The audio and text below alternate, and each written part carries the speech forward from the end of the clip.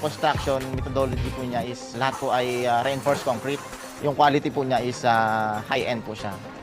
Muli na namang napatunayan ang tatag at tibay ng mga gusaling sambahan ng Iglesia ni Cristo. Isa na namang INC Chapel ang naging laman ng pagbabalita matapos makaligtas sa pananalasa ng napakalakas na bagyo. Ang pangyayari ay naganap sa Saipan, isa sa mga isla sa Northern Mariana Islands sa Western Pacific kung saan dumaan ang Typhoon Sodelur na ayon sa mga International Weather Agency ay pinakamalakas na bagyo sa buong daigdig ngayong taon. Kilala ang INC sa pagkakaroon at pagpapatayo ng mga sambahan o kapilya na ginagamit nila sa mga pagsamba.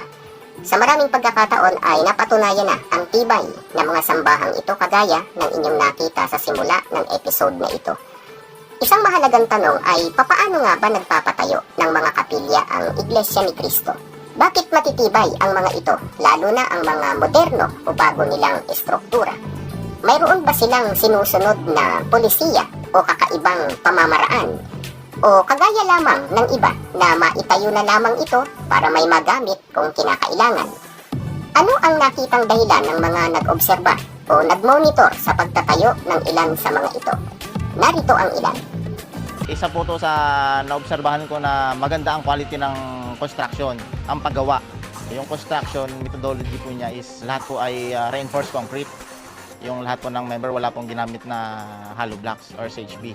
Yung quality po niya is high-end po siya. Kaya sa tingin ko po, kaya tayo po nitong i-stand ang lindol or anumang calamity. Sa Mindoro yan, paano naman kaya yung itinatayo sa ibang lugar? Halimbawa, ay yung nandyan sa San Jose, sa Tacloban, sa Leyte. Yung napansin ko kasi during the construction process dito, nakikita ko talaga yung yung formworks talaga nila sa pag-build ng mga arcs. Buhos talaga yung gamit nila, reinforced concrete. Hindi tinipid, magastos kung titingnan.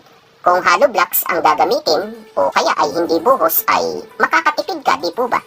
Dito ay maliwanag na pinagkagastusan ng kapatiran ang kanilang kapilya. Talagang hindi tinipid.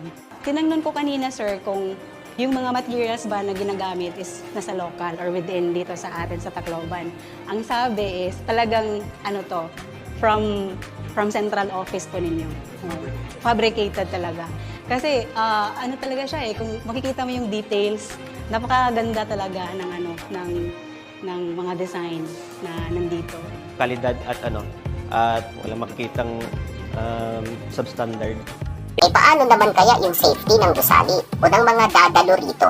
Nakita rin ba yon ng pamunuan ng iglesia at isa sa ikinonsidera sa pagtatayo ng kapilya?